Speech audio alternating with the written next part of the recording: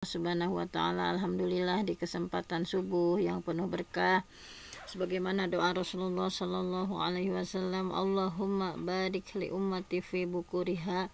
Ya Allah, berkahilah umatku di setiap subuhnya. Mudah-mudahan di waktu yang penuh berkah ini kita isi dengan sesuatu yang mengundang keberkahan dari Allah Subhanahu wa ta'ala, yaitu thalabul ilmi ya.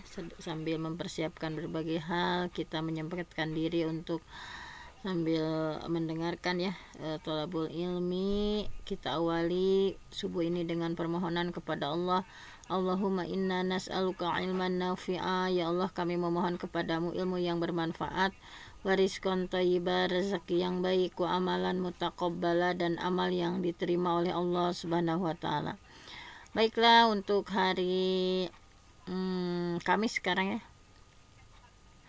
Nah, insya Allah kita akan awali dengan tafsir ya. Pokoknya setiap minggunya pasti diawali dengan tafsir terlebih dahulu, kemudian kajian hadis, kemudian ketauhidan, akhlak atau parenting sebagainya ya. Kita awali dari tafsir, kita lanjutkan tafsir Ibnu Katsir, kita kembali ke Al-Fatihah ya. Dulu sudah ke Al-Baqarah ayat 70 lebih, sekarang kembali lagi. Nah, di sini kemarin sudah ya ayat 1 Al-Fatihah ya. Kemudian ayat 2, sekarang ayat 3 yaitu Ar-Rahmanir Rahim. Ar-Rahman yang Maha Pemurah, Ar-Rahim lagi Maha Penyayang. Sebenarnya kata Ar-Rahman Ar-Rahim sudah ya kita bahas waktu membahas ayat basmalah ya, itu Bismillahirrahmanirrahim. Namun di sini dikaji secara sepintas ya, bahwa intinya menurut Imam Al-Qurtubi bahwa hikmah kata Ar-Rahman Ar-Rahim setelah Alhamdulillah adalah menggabungkan antara targhib ya, memotivasi, dan tarhib, menakut-nakuti. Kan kalau Ar-Rahmanir Rahim itu tarhib ya, memotivasi bahwa jangan takut gitu ya, bahwa Allah itu Maha Pengasih, Allah itu Maha Penyayang gitu ya.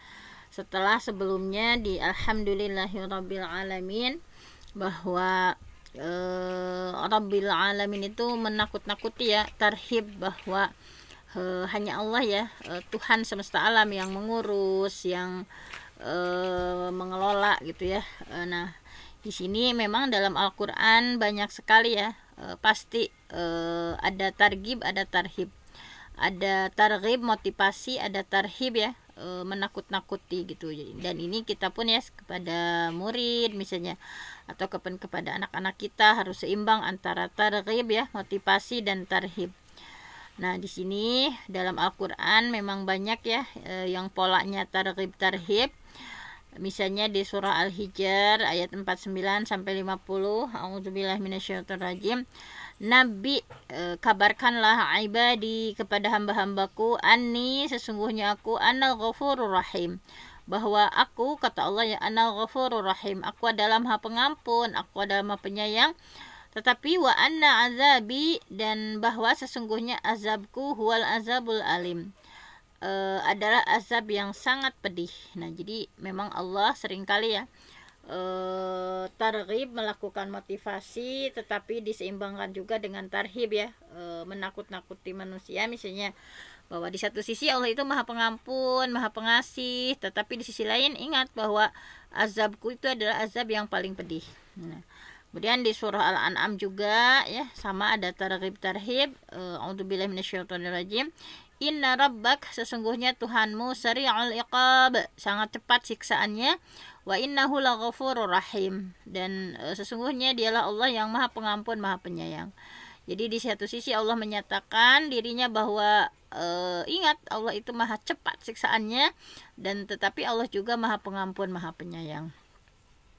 Nah, bahwa Rabbil Alamin tadi ya sudah disampaikan, ini adalah bentuk tarhib ya, tarhib, menakut-nakuti gitu ya, bahwa di satu sisi Allah itu adalah, ingat gitu ya, Allah itu adalah mengurus gitu ya seluruh alam gitu. Kemudian Ar-Rahmanir Rahim adalah targhib. Nah, ini hikmahnya adalah supaya kita sebagai seorang mukmin menggabungkan kedua sikap itu gitu ya di dalam diri kita. Nah, di sini Abu Hurairah meriwayatkan bahwa Rasulullah bersabda, "Lau ya'lam," seandainya orang mukmin tahu, lau ya'lamul mukmin, seandainya orang mukmin tahu, ma indallahi minal uqubah, seandainya seorang mukmin tahu siksaan seperti apa sih yang ada di sisi Allah, ma tami'a bi jannatihi ahadun, pasti tidak ada seorang pun yang akan tomak ya menginginkan surganya. Nah, kemudian walau ya'lamul kafir ma indallahi minar rahmah ma qanata min rahmatihi ahadun, seandainya orang kafir tahu rahmat seperti apa yang ada di sisi Allah, niscaya tidak ada seorang pun yang putus asa dari rahmatnya. Nah, jadi itulah Allah ya dengan targhib tarhibnya. Ini adalah salah satu metode ya, kita juga teknik kepada anak, pada murid kita ya, ada targhib, ada tarhib. Nah, kemudian sebentar ini. Nah, kita setelah itu ya, jadi hanya sedikit sekali ayat ketiga karena memang sudah dibahas di Bismillahirrahmanirrahim. Intinya di ayat ketiga ini ada konsep targhib tarhib ya, bahwa di satu sisi Allah itu adalah memotivasi ya, memotivasi, mentarghib, bahwa kalian harus ingat Allah itu maha pengasih, maha penyayang gitu ya.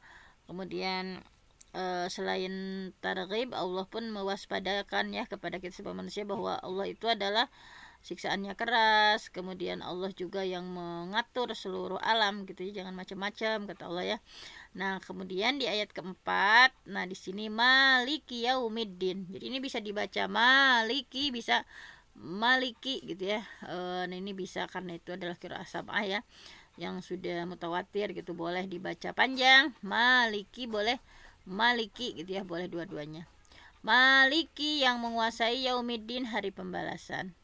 Nah, di ayat keempat ini, nah ada ini ya, ada dua versi bacaan. Ada maliki ya dengan alif setelah ma, ini bacaan Al-Kisai. Kalau maliki tanpa menggunakan alif setelah ma, ini adalah jalur dari An-Nafi', Ibnu Katsir, juga Ibnu Amir, Abu Umar, Hamzah gitu ya. Jadi boleh dibaca maliki yaumiddin atau maliki yaumiddin. Jadi keduanya benar karena bagian dari qiraah sab'ah ya yang mutawatir. Jadi nggak perlu penilaian misalnya pendapat mana sih yang paling kuat, maliki atau maliki. Nah, pokoknya kedua-duanya benar. Bahwa alasan membaca maliki, nah kenapa dibaca panjang? Alasannya karena adalah ismul fa'il ya, malik, fa'il, nasir, hamid. Jadi pola itu, jadi maliki. Dan dari al-milku dengan mimnya yang dikasrohkan, sehingga arti ayat ini adalah tiada seorang pun dari makhluk ya memiliki sesuatu di hari akhir. Kepemilikan itu betul-betul hanya milik Allah Subhanahu wa taala, penguasa di hari itu. Allah berfirman dalam surah Maryam, a'udzubillahi minasyaitonirrajim, inna, sesungguhnya kami, nahnu narithul arda, kami mewarisi bumi, wa man 'alaiha, dan semua yang ada di atasnya, wa ilaina yurja'un, dan hanya kepada kami mereka dikembalikan. Nah, ini ya, bahwa kepemilikan Allah ya atas seluruh alam ini dalam surah An-Nas. Nah, ini juga digambarkan ya, qul a'udzu birabbin nas, katakanlah aku berlindung kepada Tuhan manusia, malikin nas. Nah, ini malikin nas ya, yang menguasai atau yang memelihara manusia. Nah, ini alasan kenapa membacanya maliki tanpa alif. Nah, karena berasal dari kata al-mulku. Kalau tadi mah al-milku ya, yang tadi mah dibaca maliki. Maka kalau ini mah kenapa dibaca maliki pendek ya tanpa alif, karena berasal dari kata al-mulku, sehingga maksud ayat ini adalah kerajaan ya, kekuasaan atau perintah gitu ya. Kalau tadi mah malik itu dari karena ismul fa'il ya, sehingga artinya adalah di sini tadi al-milku, mimnya dikasrohkan, tidak ada seorang pun dari makhluk memiliki. Jadi pokoknya kata kuncinya memiliki ya. Kalau malik, jadi kepemilikan ini hanya milik Allah. Nah, tetapi kalau di yang kedua itu pendapatnya malik di sini tanpa alif itu berasal dari kata al-mulku. Al-mulku ini adalah kerajaan, kekuasaan atau perintah, larangan di hari kiamat hanya milik Allah Subhanahu wa taala. Jadi tidak ada yang mampu menandingi Allah, bahkan raja-raja yang kuat dari kerajaan manapun. Sehingga pemaknaan seperti ini merujuk pada ayat Al-Quran lainnya gitu ya. Ditafsirkan dalam ayat Quran lainnya bahwa di surah Al-Mu'min ayat 16, A'udzubillahi minasyaitonirrajim, yaumahum barizun, pada hari itu hum barizun, mereka keluar dari kuburan. La yakhfa 'alallahi minhum, tidak ada apapun yang tersembunyi di hadapan Allah. Limanil mulkul yaum, kata Allah ya. Nah, Allah nanya nanti di hari kiamat, liman ya, kepunyaan siapa, al mulku, kerajaan, al yaum, hari ini. Maka dijawab lillahil wahidil qahhar, hanya, nah, lillah, hanya kepunyaan Allah, al wahid, yang maha esa, Al-Qahhar, yang maha mengalahkan. Nah, kemudian di ayat yang lain pun sama ya, dikuatkan bahwa dalam surah Al-An'am misalnya, wa yauma yaqul, pada hari ketika Allah berfirman, kun fayakun, jadilah, maka jadilah sesuatu itu, qauluhul haq, firman Allah itu adalah benar, walahul mulku, dan miliknya lah segala kekuasaan, yauma yunfakhu fis-sur, pada waktu sasangkala ditiup. Nah, jadi banyak sekali ayat yang menguatkan ya, misalnya di sini juga nah, kemudian di surah Al-Furqan, al-mulku yauma idzinil haqqu lirrahman, kerajaan yang paling hak pada itu adalah kepunyaan Tuhan yang Maha Pemurah. Wa kana yauman 'alal kafirina 'asira, dan pada hari itu adalah hari yang penuh asiro, kesukaran bagi orang-orang kafir. Nih, kemudian kata al-mulku ya, tadi kata al-mulku pada 3 ayat tadi adalah dengan mim didomahkan sehingga maknanya adalah kekuasaan, perintah, larangan gitu ya, seperti itu. Nah, bahwa memang di sini ditegaskan bahwa Allah adalah pemilik hari pembalasan, Malik Yaumiddin. Penghususan kerajaan Allah pada kepemilikan hari pembalasan sesungguhnya tidak bertentangan dengan makna lainnya ya, bahwa Allah Subhanahu wa taala itu bukan hanya pemilik hari pembalasan, tapi juga pemilik segala sesuatu baik di dunia maupun di akhirat. Sudah dijelaskan tadi ya, misalnya di Alhamdulillahirabbil alamin, yang dimaknai sebagai penguasa alam dunia dan penguasa alam akhirat. Nah, kemudian disandarkan kata al-mulku dengan hari pembalasan, Malik Yaumiddin ya. Ini untuk menunjukkan bahwa tidak ada yang dapat mengklaim sesuatu, baik raja ataupun yang lain, bahkan pada hari itu ya tidak ada seorang pun yang mampu berkata-kata kecuali atas izin Allah ya. Bayangkan saking ngerinya, saking tegangnya ya pada hari itu, yauma yaqumur ruh, pada hari ruh wal malaikah, dan para malaikat sofa, mereka berdiri berbaris-baris, la yatakallamun, tidak ada yang berani berkata-kata, illa man azina lahu rahman, kecuali yang Allah beri izin, wa qala shawaba. Nah, di sini ya dalam surah An-Nazi'at wa qala shawaba. Nah, di sini bahwa sebentar, ini malah ke atas ya. Nah, di sini bahwa waqala shawaba, dan mengucapkan kata yang benar. Ini dari surah An-Naba ayat 38. Kemudian di ayat yang lain juga sama menguatkan, yauma idzin, pada hari itu, yattabi'una ad-da'iya, mengikuti apa yang diperintahkan, la iwajalahu, tanpa melakukan penolakan, wa khasya'atil aswatu lirrahman, semua suara tunduk merendah kepada Allah yang Maha Rahman, fala tasma'u illa hamsa, ya, bahwa tidak mendengar kecuali bisikan saja. Yauma idzin, pada hari itu, la tanfa'u syafa'ah, syafaat menjadi tidak bermanfaat, illa man azina lahu rahman, kecuali yang diizinkan Allah, yang wa radiyalahu qaula, yang diridhoi Allah yang Maha Pemurah.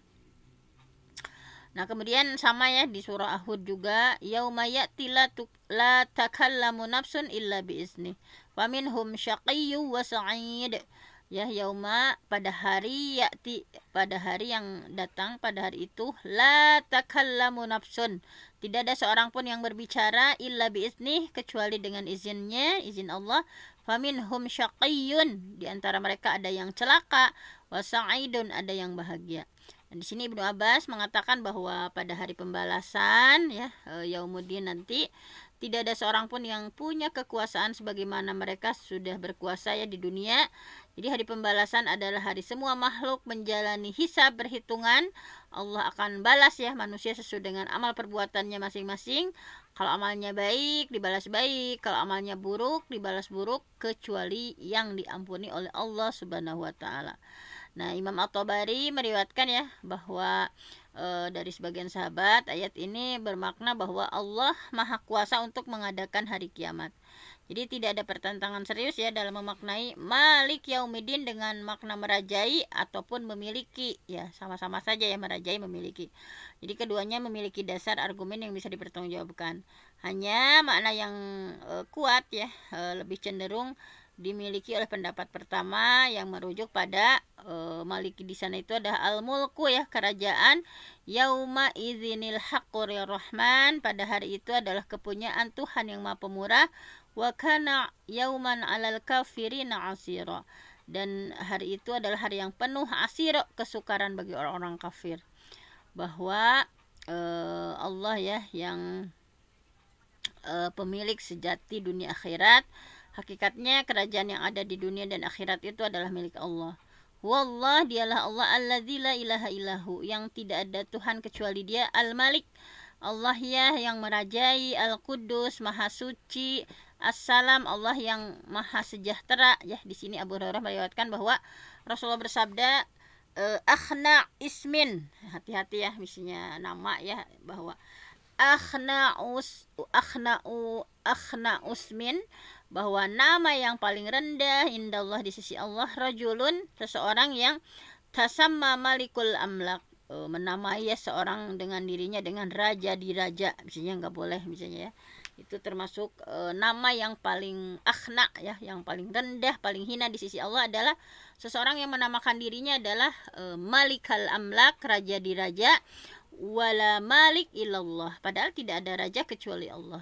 Hati-hati misalnya memberi nama kepada anak misalnya nggak boleh raja di raja, malikal amlak.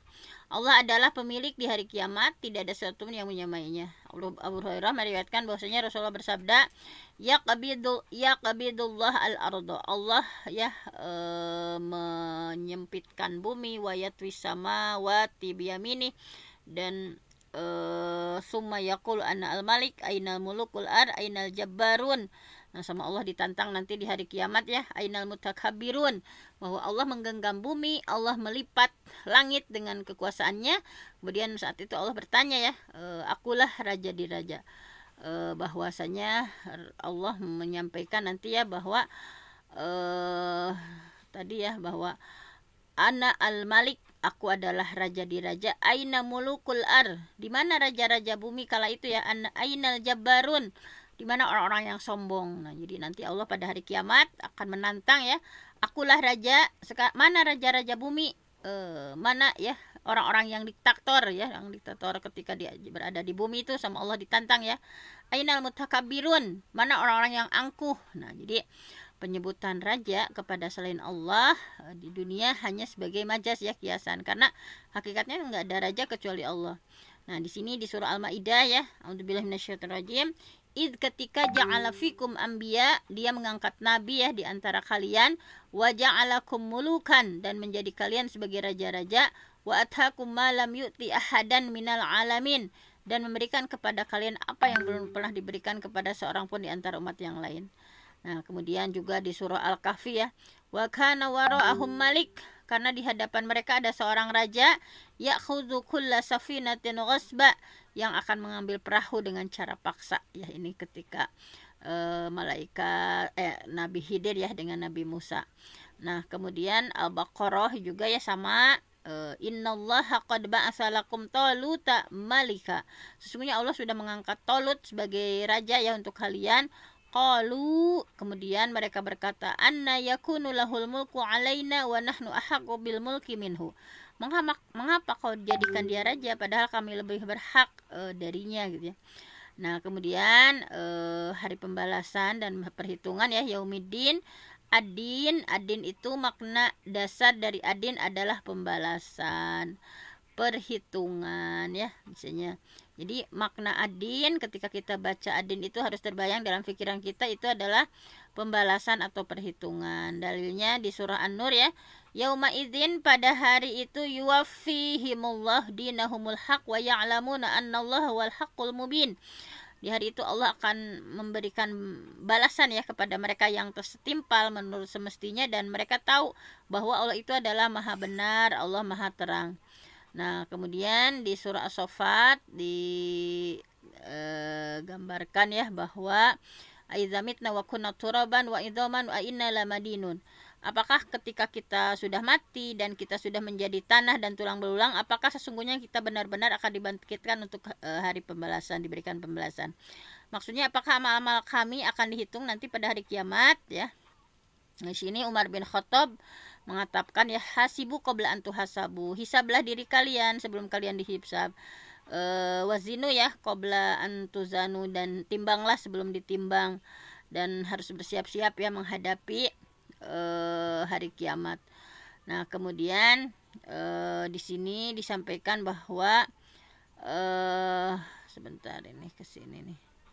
Nah ini di sini kemudian iyyaka na'budu wa iyyaka nasta'in ya, tapi ini terpotong ya, iyyaka na'budu wa iyyaka nasta'in.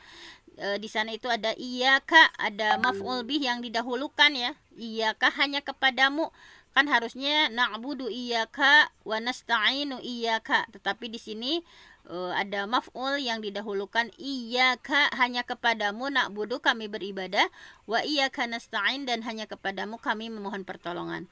Nah, ketika dalam qawaid bahasa Arab ya, bahwa mendahulukan objek ya dalam ilmu balaghah, ilmu retorika bahasa Arab, berfungsi sebagai lil hasr. Kan normalnya na'budu iyyaka, nasta'inu iyyaka, tetapi ini iyyaka dulu didahulukan. Menurut ilmu balaghah ini fungsinya adalah lil hasr, penghususan. Sehingga ketika kita terjemahkan muncul kata hanya. Ya, kenapa ada kata hanya? Karena strukturnya mendahulukan objek dulu. Hanya kepadamu kami beribadah dan hanya kepadamu kami memohon pertolongan. Dan konteks ini ibadah dikhususkan hanya kepada Allah Subhanahu wa taala. Selanjutnya kata iyyaka diulang pada kalimat berikutnya, wa iyyaka nasta'in. Ini memiliki fungsi sebagai ihtimam, bahwa ini adalah sesuatu yang begitu penting gitu ya. Nah, seperti itu. Ini terlipat ya. Nah, kemudian di sini bahwa intinya peralihan ya dari konteks ketiga kepada orang kedua ya, bahwa ketika strukturnya itu alhamdulillahirabbil alamin arrahmanir rahim maliki yaumiddin, kemudian beralih ke pola mukhatab ya, kepadamu. Kan dari tadi membicarakan Allah ya. Jadi kalau dalam istilah nahunya kalimat orang ketiga ya, dari tadi kita berbicara orang ketiga yaitu ghaib ya, misalnya menceritakan tentang Allah, tiba-tiba polanya itu beralih kepada kamu gitu ya, orang kedua. Nah, yang akan dibaca itu iyyaka na'budu wa iyyaka nasta'in. Nah, ini hikmahnya adalah seorang mukmin kita memuji Allah ya pada ayat sebelumnya, maka seolah-olah mendekat dan hadir di hadapan Allah. Oleh karena itu ia mengatakan bahwa hanya kepadamu kami menyembah dan hanya kepadamu kami minta pertolongan.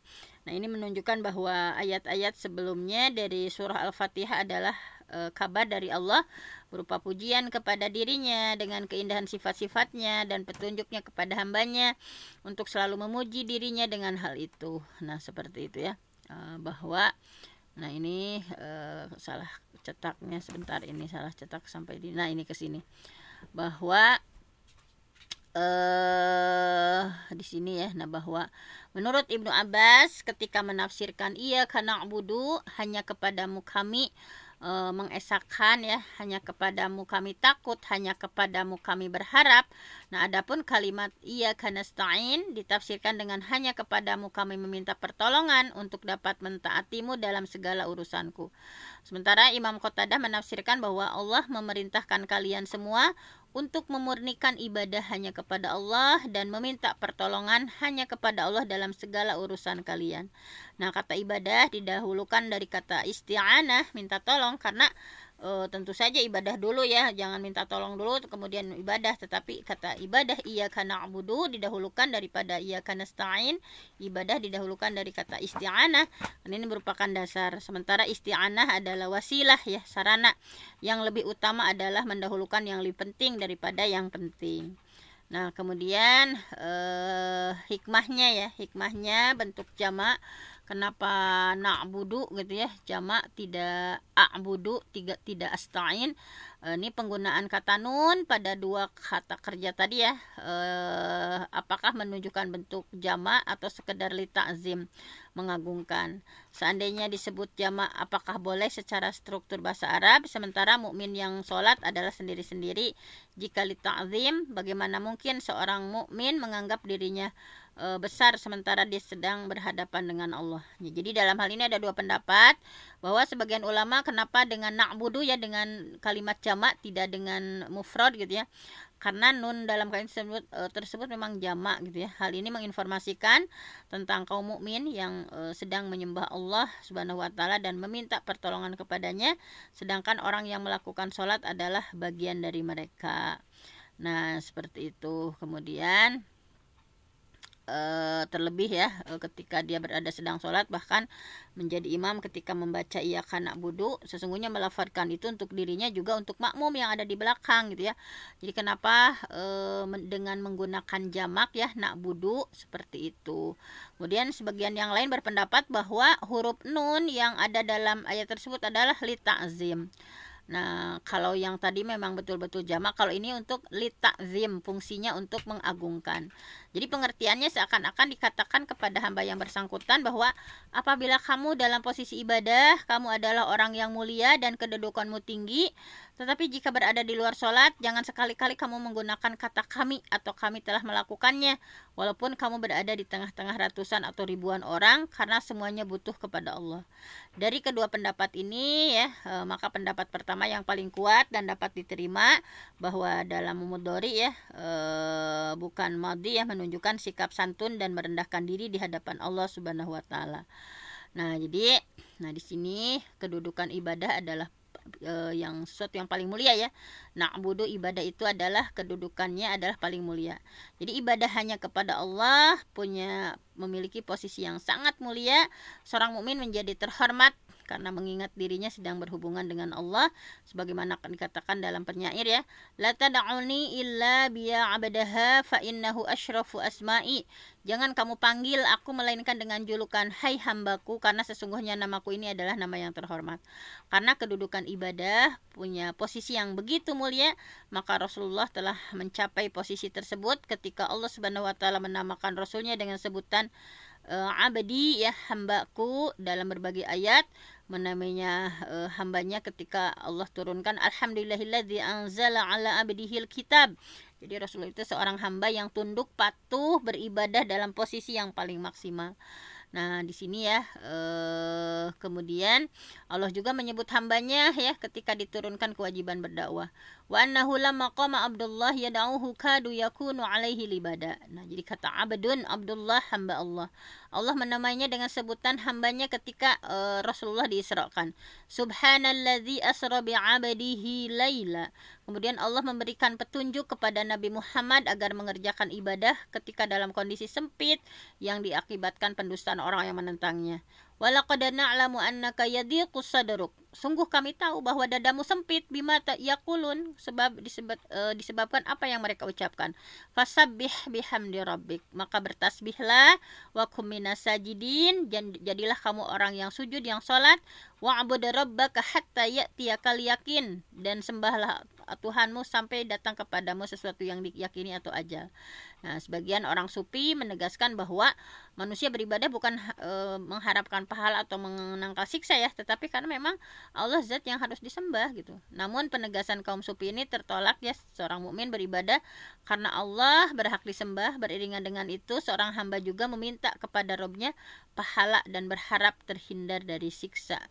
Nah, di sini terakhir ya, bahwa Diceritakan datang seorang Arab Badui kepada Rasulullah dan berkata, amma adapun ini sesungguhnya aku la uhsinu dan danatak, ya sesungguhnya tidak dapat mengucapkan apa yang kau ucapkan. Kemudian tidak pula yang diucapkan oleh Muaz, tetapi aku hanya mohon syurga kepada Allah dan aku berlindung kepada Allah dari api neraka. Kemudian Rasul bersabda, kami pun meminta hal yang sama, bahwa tentu saja kita as'alullah, kita memohon kepada Allah al-jannah, syurga, wa'udzubihi minan nar, dan kita berlindung kepada Allah dari siksa api neraka. Faqala Nabi SAW, haulaha nudandin, kami pun sama minta hal yang sama gitu. Nah seperti itu. Baiklah, kita sudah ya menafsirkan sampai ayat 5, iyyaka na'budu wa iyyaka nasta'in. Mudah-mudahan terpatri dalam jiwa dan diri kita bahwa betul-betul hanya kepadamu, ya hanya kepada Allah kita beribadah dan hanya kepada Allah kita memohon pertolongan. Mungkin hanya itu saja ya untuk hari ini. Terima kasih atas kebersamaannya. Walaupun hanya 1 ayat 2 ayat yang kita bahas, mudah-mudahan Allah memberikan ketenangan kepada kita semua ya, membahas 1 ayat 2 ayat, memberikan berlimpah pahala, memberikan ampunan kepada kita semua. Aku qouli hadza wa astaghfirullah li wa lakum. Assalamualaikum warahmatullahi wabarakatuh. Waalaikumsalam warahmatullahi wabarakatuh.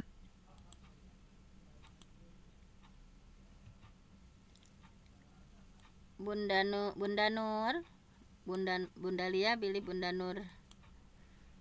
Repot. Enggak. Terima kasih kepada Al-Mukarramah Bunda Dr. Hajah Fenty yang sudah menyampaikan materi. Jazakillah khairan katsira. Mudah-mudahan Allah memberikan pahala yang berlipat ganda. Amin ya Allah ya Rabbal Alamin. Dan mudah-mudahan apa yang kita pelajari hari ini dijadikan oleh Allah ilmu yang bermanfaat untuk kita semua serta bisa mengamalkannya dalam kehidupan sehari-hari. Amin ya Allah ya Rabbal Alamin. Bapak Ibu jamaah kajian subuh yang berbahagia, kita akhiri dengan sama